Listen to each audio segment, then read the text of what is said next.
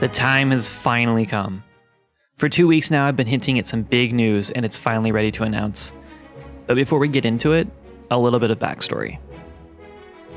Since the last build I released, I've been fixing bugs and dialing in gameplay mechanics. But at some point, while sifting through the pile of bugs and issues, I kind of snapped.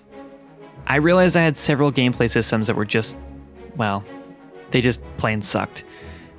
They were poorly built, poorly designed, and put in place as a last resort, because I didn't really have the know-how to build the ideal systems that I wanted.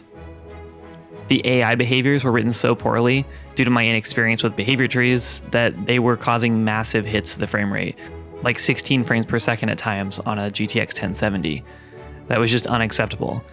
I had to have at least 24 UI bugs, and split screen hadn't even been tested yet. It was gonna get bad. So when I started taking inventory of all the mechanics that needed work, systems that needed rebuilt, bugs that needed fixed, and content that needed to be made, I kind of went into panic mode and just froze.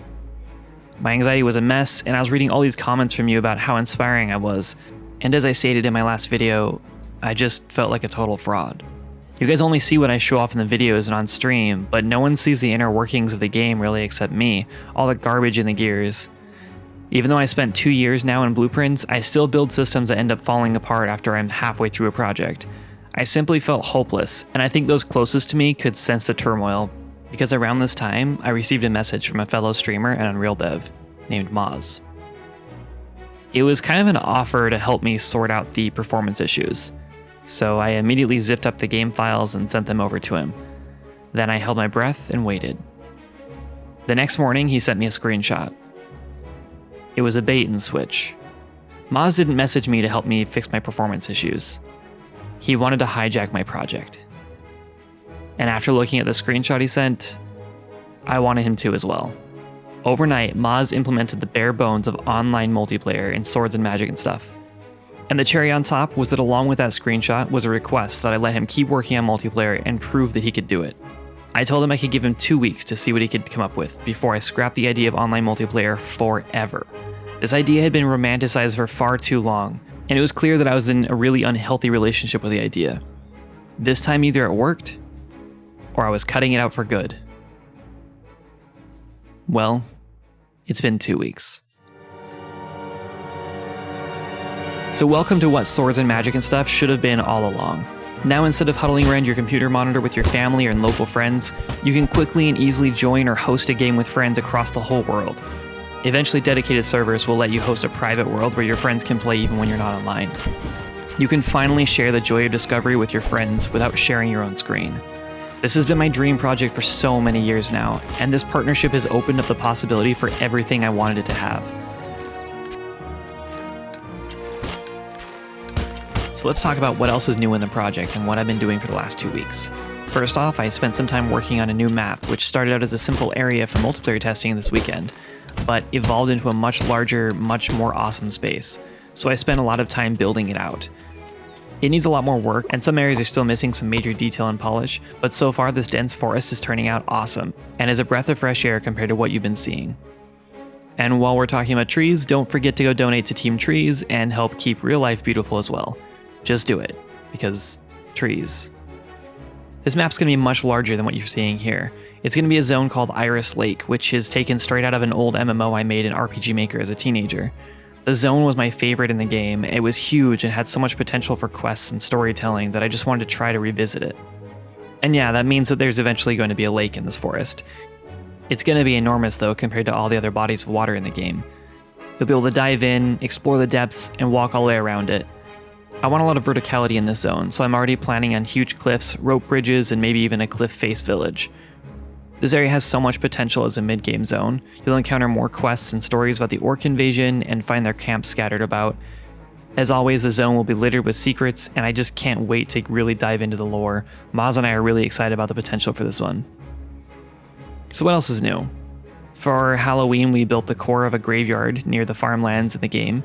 This was originally going to be just a small graveyard where you could respawn and maybe do a few ghost-related quests, but over the course of the stream, it turned into a much larger zone, like I always seem to do, with an entire quest line. You'll discover a gravekeeper outside the gates who warns you that the spirits inside are, you guessed it, angry. Spoiler alert, Players will be able to trace clues back to another quest line outside the graveyard to find a special item that helps them calm the restless spirits and help the Gravekeeper. But what's at the root of all this evil? Probably a boss, because a boss in a graveyard is just a must. So expect more work on that going forward. Moz and I have also been working on fixing up and revamping systems as they're fitted with multiplayer. This is just the prime opportunity to really rethink what the game offers and expand upon it. Now arrows are stackable, and there are different variations, things like seeking arrows, ricochet arrows, exploding arrows, and their damage stacks with your bow, so archers are now more useful, and oh my god are they fun to play. Melee combat's also a whole lot more fun. Now dodge rolling slows you down, so it's really only useful for a burst of speed, and not a long-term solution, like it was in the past.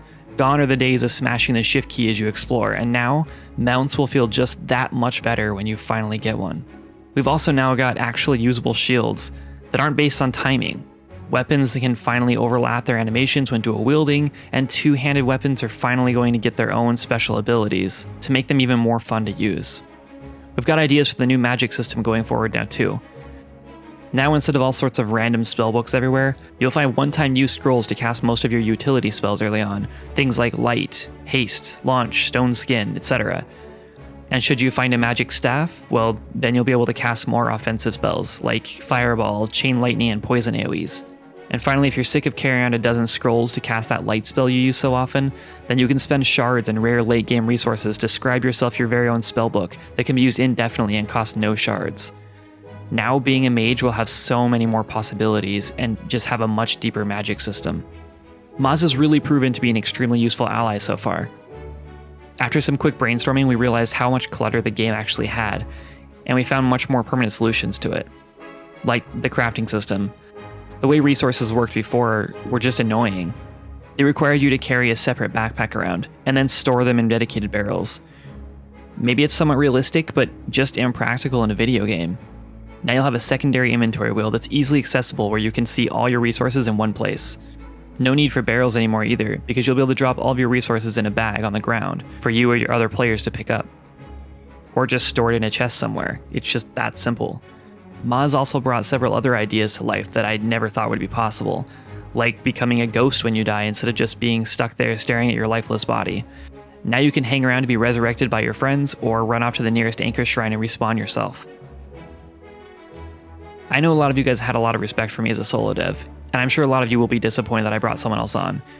This game just started as a simple idea to learn the engine better, and eventually grew into a dream project, and it only seems right that I treat it with the respect that it deserves. Swords and Magic and Stuff has always been a game about cooperation and discovery, and I think adding online multiplayer has always been the right move. Being able to jump into a playable build within 2 weeks and testing out some PvP combat is just huge for me. I love how the game feels right now, and I know this was the right thing to do. I know the game will be so much better in the end with Moz's help, and I think that's worth losing that solo dev buff I seem to have been carrying around. You guys deserve an awesome game, and I know that together, we can make it a reality now, and much faster than originally planned. Going forward, we plan to have more public beta test events. Hopefully at least once a month, maybe even twice, where we give out a handful of tester keys to you guys so we can get a ton of feedback on different systems in the game. These events will be isolated mechanics or systems or zones, not the full open world experience which is intended. This way we can keep testing sessions tight and concise, as well as keep you guys safe from spoilers and still have an awesome, unique, exciting world to show off at launch. If you guys are still watching, leave a comment below with your Discord username and what systems or mechanics you're most excited about testing if you want to be considered for the beta key. You'll only be eligible for a key if you're part of our Discord community, so be sure to join up with the link in the description. Come in, introduce yourself, and try to catch a live stream so you can keep up with the test schedule and have a higher chance of getting that key. Don't forget to like the video if you want more content like this, and subscribe if you want to be notified of future devlogs and other videos on game dev related subjects. A special thanks to my Patreon supporters for all your help making this game a reality. That's my main source of income right now while making this game full time, and it's hugely helpful having a few dollars here and there to spend on sound effects or plugins when we need them. And another thank you to my mod team for keeping this place tidy and in working order. I couldn't manage this amazing community without you guys.